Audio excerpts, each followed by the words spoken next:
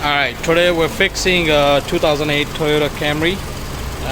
Came in with the failed smog check with a code P0793, which is input speed sensor, shaft speed sensor error.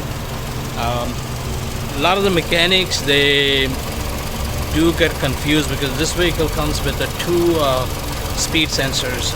One is the input shaft speed sensor, the other one is the speed sensor for the vehicle. So if you can see it, there's one underneath the battery.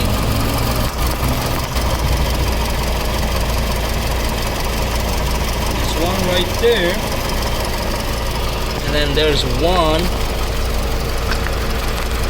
behind the starter motor. So the one behind the starter motor, that was the problem.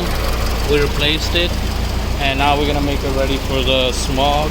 So if you have a P0793 input shaft speed sensor error, make sure you replace the one behind the starter. Alright, see you with another videos.